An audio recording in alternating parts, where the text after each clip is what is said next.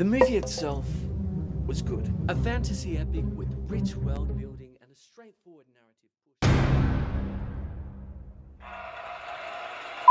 push. Welcome back, Motion Peeps. Today I'm going to be talking about a film called La La Land. It's far more gritty and down to earth. Or whichever planet the film decides to visit.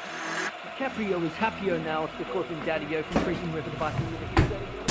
But it's not all whiskers on kittens, guys. This movie has Nazis. Go home, watch Mad Max Fury Road, and learn how to shoot a proper action.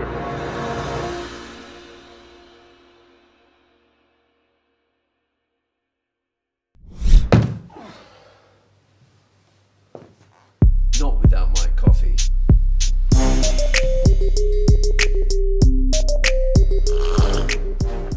Tastes a bit different. Welcome back, Motion Peeps. Now, I just want to make one thing super clear. I love my daughter. Amidst the lack of sleep, the inability to do everything we're used to, and the giant worms made up of countless used nappies, my wife and I have been gifted with a true blessing. As much as in the last video, I focused big time on the challenges of not fulfilling my selfish movie-watching desires due to the whims of a whinging baby, I am genuinely filled with joy at the sight of this tiny human. Yes, her levels of incompetence are boundless, and there are those moments when she transforms into a shrieking banshee before our very eyes and ears. But then, she gives us a flash of one of those killer smiles and all is forgiven. Whereas last time I addressed the inherent movie-watching compromise of caring for a newborn, the experience this time around was markedly different. This is not to say that we have resolved the conundrum of how to definitively watch a film with a high-maintenance miniature person in our lives. Rather, this time, it's almost as if the stars aligned to make way for the smoothest movie-watching experience we've had in a long time. I know this because we've tried since and have been unable to replicate the formula. For instance, we got through about 20 minutes of Best Picture winner Nomadland only to be summoned away by the dulcet tones of an unsatisfied infant. Yes, I know Nomadland, compulsory viewing, right? I'm sure we'll watch it someday. Now, it must be said that one crucial factor to make this work is entertainment value. In the before times, I would have gladly sat through a 3-hour plus slow burn of a family drama driven by austere glances and unspoken tension. Truly, bring on the Terrence Malicks and Ingmar Bergmans, I would have said. But gee, sleepy dad just can't anymore.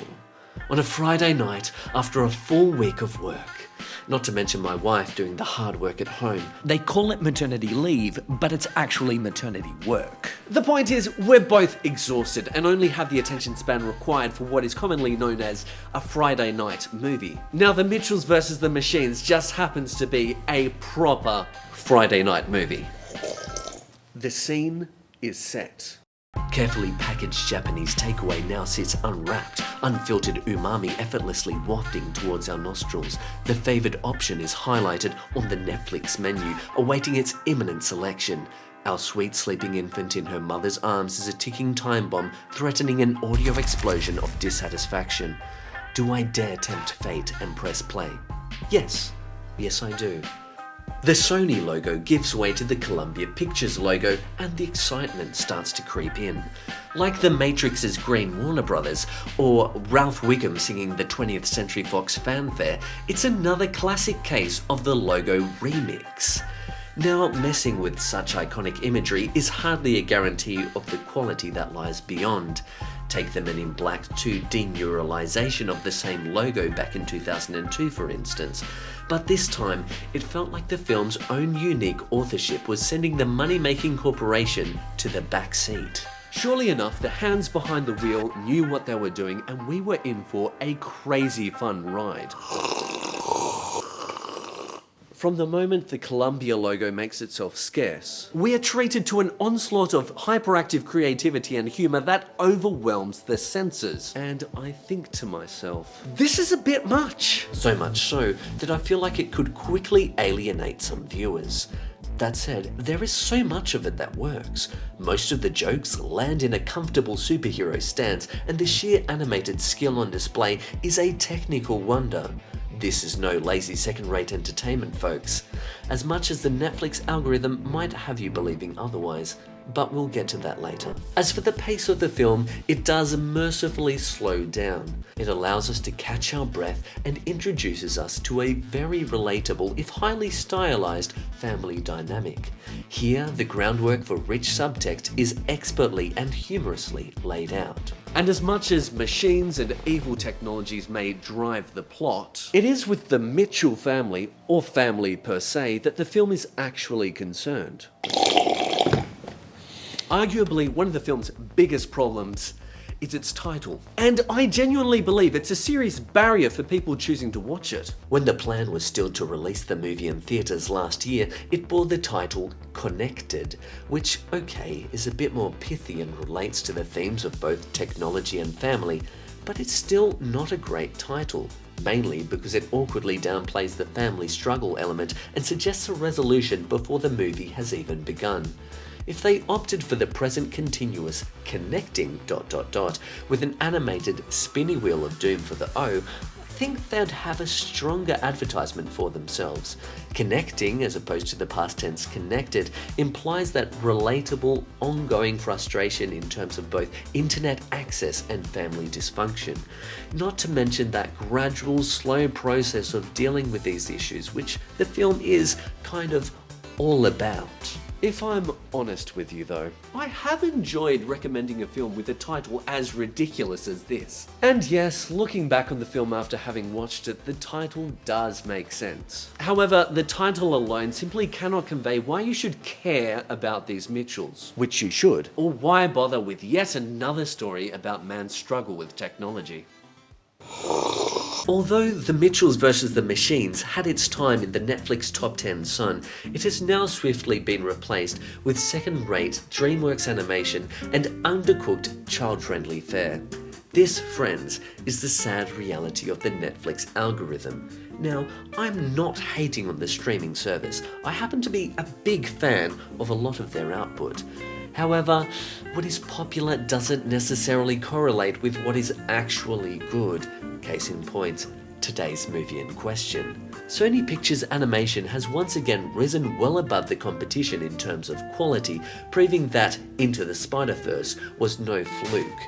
In terms of viewership though, it deserves a lot more than it's getting.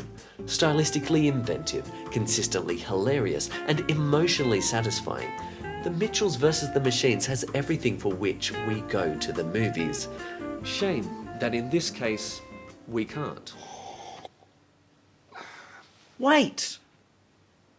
Hello? In your hand, silly. What the heck? I'm your cup from the last episode. Right, and you're sentient. For some reason. Well, if I weren't sentient, how else would I keep the coffee inside? What with your constant flapping about? Flapping? Oh, really? Think about it. You keep gesturing and waving your arms about like a maniac. If it weren't for me, your clothes would be the canvas for a Jackson Pollock painting of coffee stains.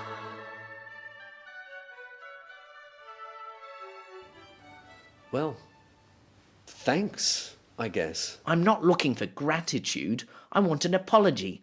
Last time, I offered you an invaluable service, and what thanks did I get? You threw me on the floor in disgust. Yeah, but you were a cup and you were out of coffee. Wait a second. Did you clean since last time? Nope, I'm filthy. I'm practically housing a small living ecosystem of mould.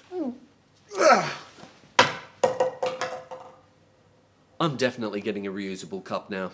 Anyway, it was fortunate for my wife and I that we could enjoy this cinematic gem at home with our sweet angelic daughter resting in our arms. For me, in particular, as the central father-daughter relationship issues of the film came across as rather poignant. As I held my daughter, it struck a resounding emotional chord with me.